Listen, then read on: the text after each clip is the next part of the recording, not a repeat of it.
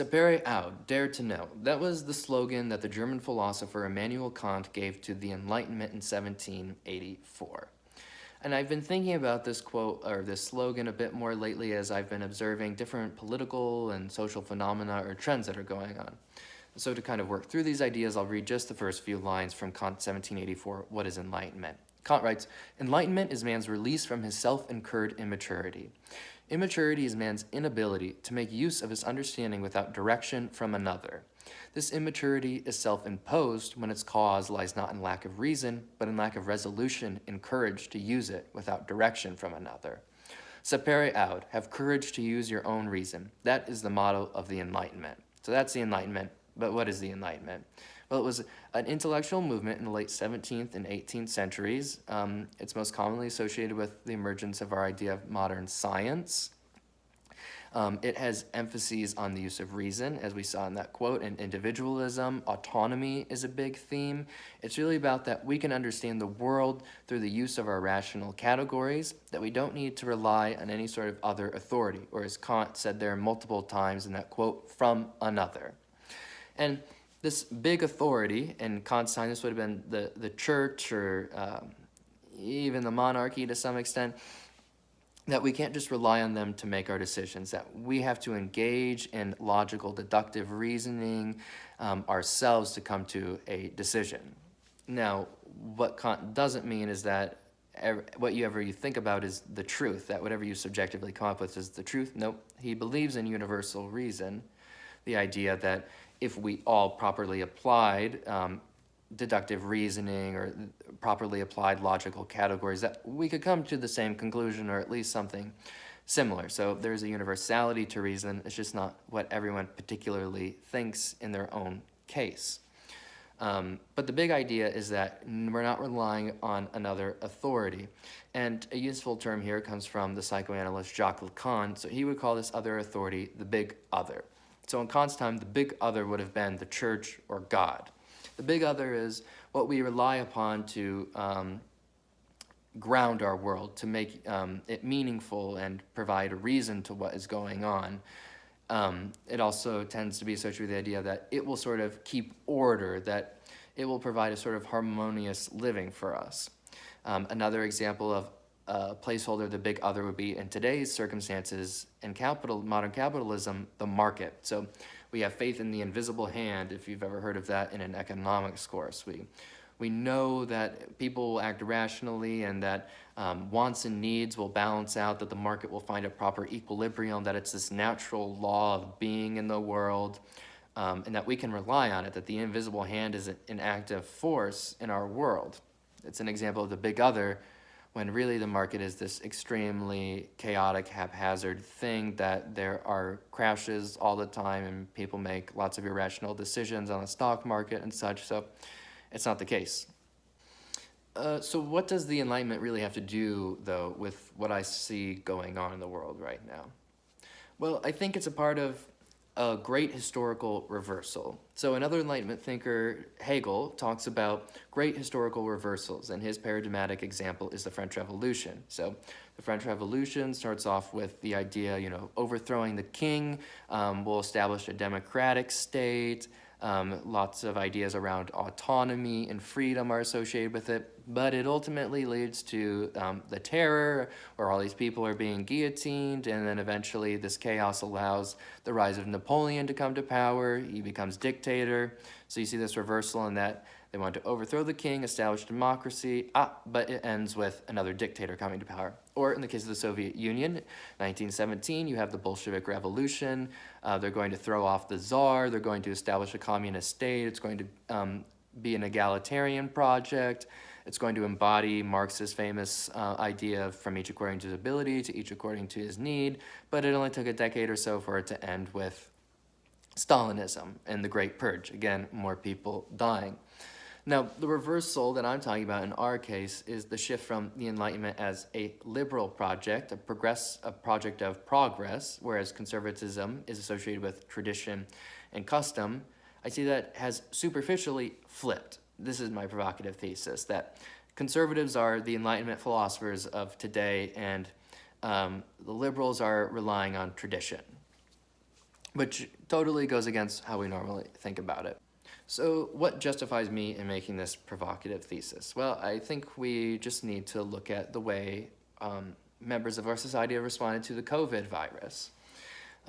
So perhaps you've been on Facebook and you've come across a news article and you've chosen to look at the comments. And in the comments, you'll see somebody decrying the virus as a hoax, or that the vaccine is some sort of Bill Gates microchip implant program. And you'll see, perhaps you've challenged them, or you'll see other people challenging them on this, and they'll simply respond, do your own research, think for yourself, don't rely on the big media to tell you what's true or not. And you're probably thinking, well, gee, this is like Immanuel Kant right here in the Facebook comment section telling me to embody all the ideas of the Enlightenment project. Probably not the case. But another example comes from the philosopher Slavoj Žižek, and he was talking about how conservatives who reject these lockdown measures, the wearing the masks, are at the most minimal level engaging in a kind of philosophical thinking. Because when confronted with the idea of wearing a mask, they're sort of spontaneously asking themselves, like, what is my freedom? You know, does this go against my freedom or not? We don't have to agree with their answer, and I certainly don't, that the idea of not wearing a mask and exposing everyone else to a deadly virus is an act of your freedom. There's probably something a bit wrong there in your conception of freedom, but nonetheless, at this very minimal level, they're doing a kind of philosophical thinking. Now, if that's the conservatives, what are our liberals up to? Well, the liberals right now show an undying faith in the state. You know, they do rely on this big media that the conservatives talk about, you know? Anthony Fauci is this kind of mouthpiece of eternal wisdom, and it becomes even more salient when we think about the election. I mean, how many liberals thought that once Joe Biden was elected that, you know, all our problems were going to go away? But, you know, they might have admitted to you, well, obviously I know that's not the case, but it's a sort of disavowal, because we know that they really did believe that everything would be better. Even if they, at the conscious level, didn't believe it, that's what they unconsciously believed. So they are now the ones relying on the big other, the state, you know, the pharmaceutical industry, et cetera, et cetera. And, you know, I'm not saying whether that's right or wrong, but you can clearly see how the roles have reversed.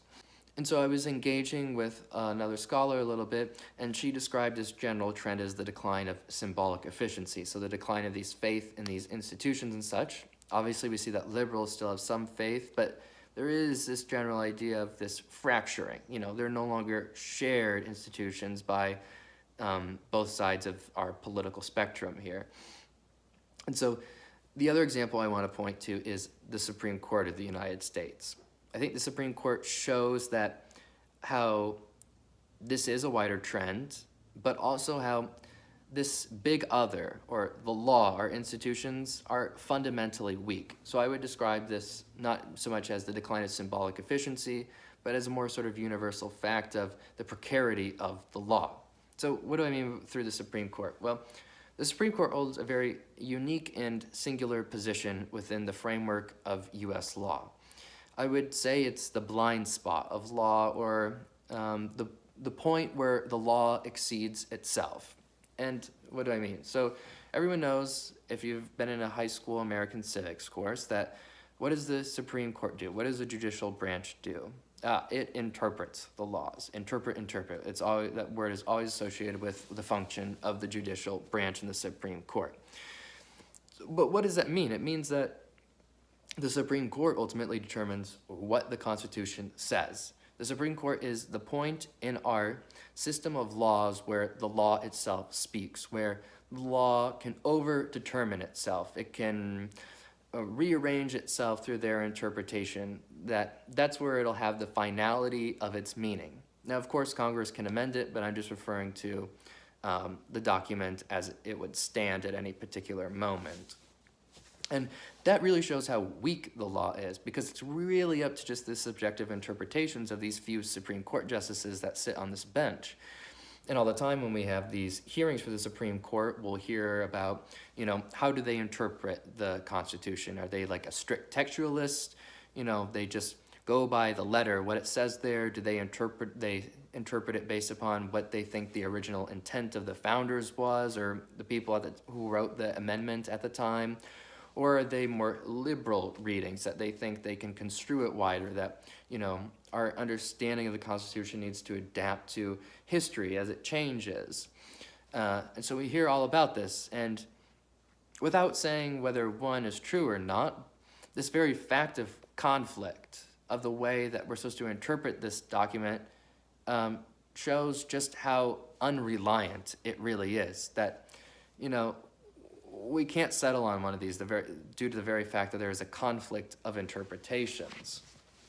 And so this, again, is this decline of the symbolic efficiency, or the big other, or faith in it, because as we see going on, due to the Supreme Court being in the news so much, that just how much things stand to fail, that, they hang sort of by a thread, just as I was saying about Joe Biden. Everyone always said the American democracy hangs by a thread, and I always think of the Disney film Hercules, where those three witches in the underworld, and they have like Hercules' life thread, and they have the sharp pair of scissors, they're about to cut it. So I imagine someone's about to cut American democracy and things are about to fall apart. And maybe many of us feel that way about the way civil society currently stands.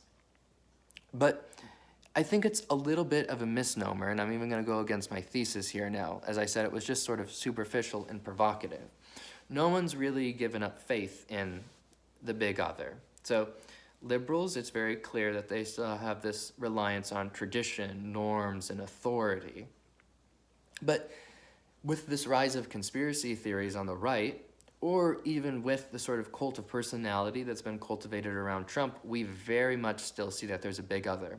It may not be our institutions and norms as they have been in recent history, but there is still a big other, whether it's Trump as this figure who we know who apparently gives us the straight talk, tells us how things are, and we can trust him, or the more outlandish ideas that, even while they're against it, they still believe that there's this idea of a controlling force that is making things happen, this cabal, this secret organization that controls the world. So there is still a big other there, and in a sense, they still have a belief in it and rely on it to a certain sense, even if they don't think it's going to produce the harmonious society that they expect. So where does that leave us then? On the one hand, we have liberals who have pretty much forsaken the idea of the Enlightenment. They have total faith in the state powers.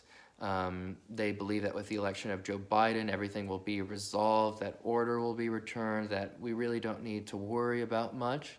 And again, that's not to say that we shouldn't trust the science. I most certainly think that we should trust the science. But when it comes to things like economic relief and sustaining people throughout this crisis, they're not living up to the task. I mean, we have food banks that have doubled in size, so this pure reliance will not be enough. And then on the other hand, we have conservatives who were quasi or superficially embodying the ideas of the Enlightenment, and they're, telling us to do our own research and think for ourselves, but yet, like I said, it's a superficial level where it's entirely too subjective, which I stated at the outset was not what Kant was after. So, and they still have belief in these big other entities that are controlling the world, so they too are not really living up to the promise of the Enlightenment. And so that is our task, to figure out how we can fulfill the promise of this project and how can we see it through. And that's going to require us to come together probably in new types of organizations, to relate to one another in a different way.